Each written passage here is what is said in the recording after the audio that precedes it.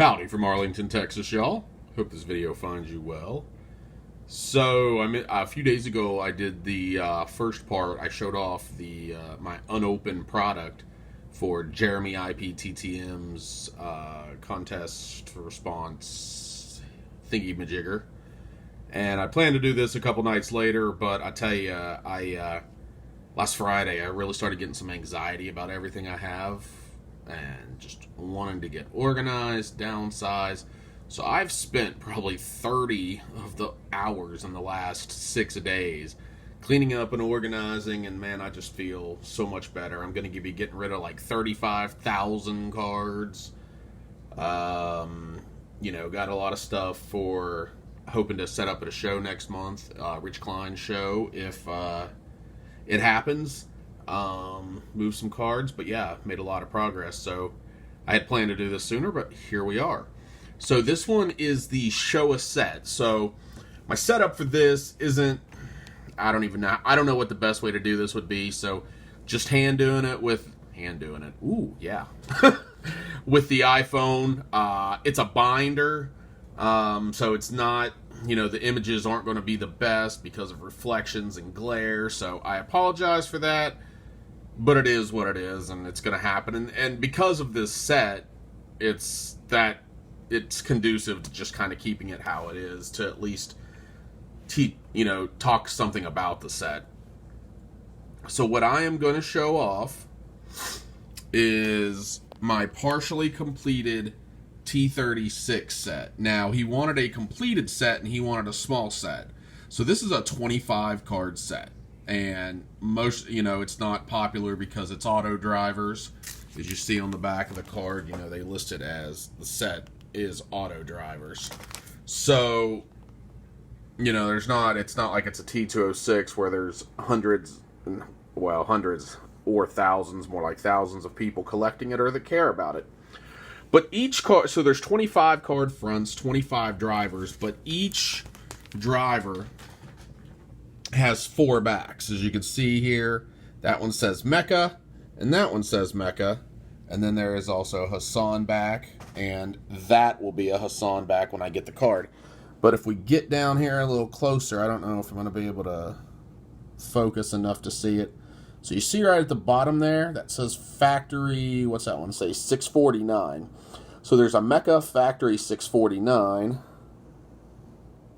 a Mecha Factory 30, and then same thing with Hassan. So there's a Hassan Factory 30, and then the 649 will go there when I get it. So I have completed the front run of 25 cards. I completed that, I want to say about a year ago, maybe a little over a year ago.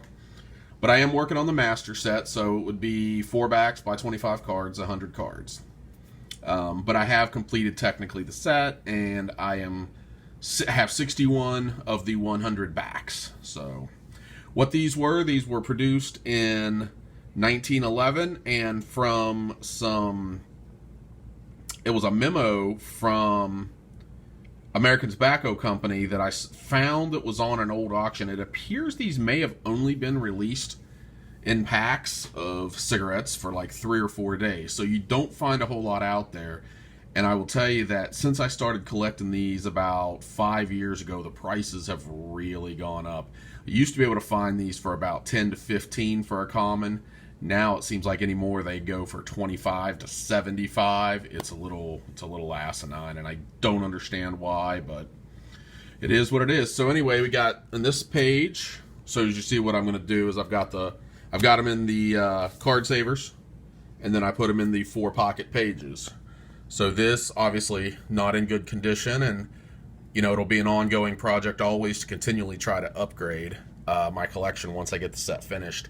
I will buy duplicates right now if they're the right price, because I do have a couple of trading partners that I've made trades with for these. So maybe I get a duplicate that I can trade to one of those. So this first one is David Bruce Brown. If you collect pre-war baseball cards, you actually may know that name, because he is one of the almost impossible to find cards in the T227 set. That is a multi-sport set. It has Ty Cobb, Home Run Baker, and those are the 2 off the top of my head that I can think of. but his card is almost impossible to find from that set.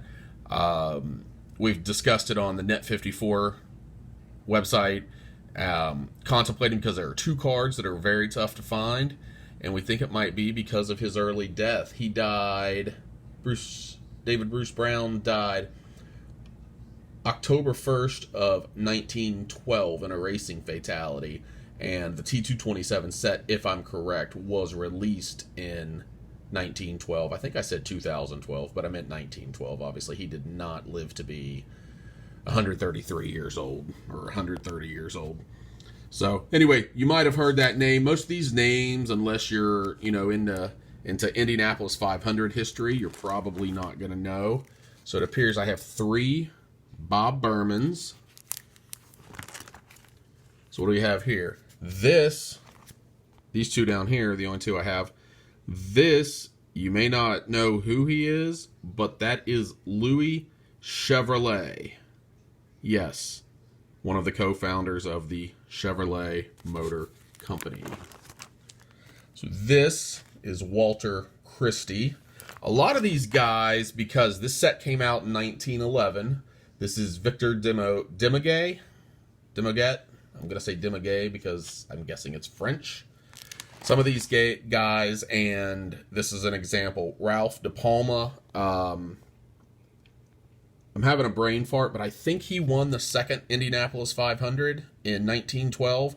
So of these 25 guys, about a quarter of them raced in the Indianapolis 500. Most of the rest of them did race in the Vanderbilt Cup, which was the big United States race before that.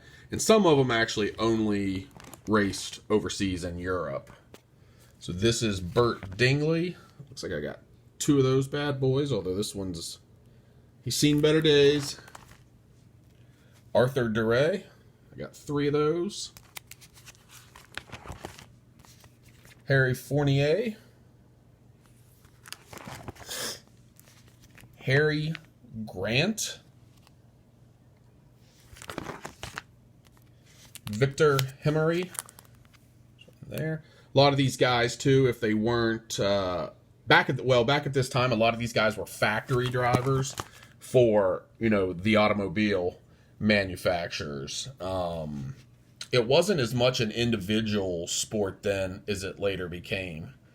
This is Janetsy, and I have not yet found a first name to go along with Janetsy. Vincenzo Lanzia. I did a video a while back. I believe I did. I did something. Yeah, I mentioned it in one of my videos. There is actually a Lancia motor company still out there. It's co-owned. It's owned by somebody else now. It's like cell phones, but mergers over 120 years. But that company still exists to this day, but primarily overseas. Herbert Lytle. I think this may be the only one of just a couple. This is Fred Marriott, where I only have 1 card, and I believe I did look up. No relation to the Marriott Hotel Company. Harry Michner. Now this is a big name. This is the first, as I call it, a rainbow that I have. This is Ralph Mulford. Wait, maybe Mulford won the second Indy 500. I'm having brain farts today. But anyway, this is the first one. He is a legendary early open wheel driver. This is the only one so far that I have all 4 backs of. Another man without a first name. This is Nazaro. Sounds like a wrestler if you ask me. And probably a pretty good villain too. We're getting there. Another well-known early wheelman, Barney Oldfield. George Robertson. Got 3 different versions of him. Joe Seymour. I believe he ran Indy 500 early, but if he did not have a ton of success. I've already gone through the ones that I know the most about, the big 4. Louis P. Strang. Actually, I believe he was an Indy 500 driver, too. I believe I've heard Donald Davidson discuss him on the Talk of Gasoline Alley. Francois Z's, I guess. I don't know how you would say that. There's his last name. Z's. Joseph Tracy. And Lewis Wagner. So as I said, I've got 61 of the 100 unique backs, and then just here, these are just some multiples that I have. The only one you won't see here is I do have a copy of the Ralph De Palma, which is this card. I have an SGC graded copy that is not in this binder. It is with graded cards.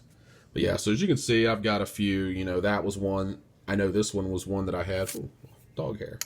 That was one that I had first and then was able to replace it and get a better card. You'll see a lot of these. Obviously, if I have multiples, I put the best looking one, best front there. And then those are the last two that I've picked up. I don't think my graded, no, my graded one's not here. That's my other early open wheel stuff. So anyway, that's what I got. Oh yeah, see, here's a lot of what you get with those. How you like the back on old George Robertson there. So anyway, that's what I got. I think it's awesome. I would love to see some more of these videos if y'all want to make them. If I subscribe to you, and I'm probably going to go through Jeremy's video as well and check it out. Some of the ones of people I don't subscribe to, because I think it's kind of fun and unique to see these different smaller sets, because you know nobody wants to show off a 792 card top set. But anyway, that's what I got. I hope you enjoyed it. Definitely, I would say probably 95% of you have not seen those before, unless you've seen them on my channel. So I hope it was something new and mildly interesting and you enjoyed it. So everyone, have a great day wherever you are, and I will see you down the road.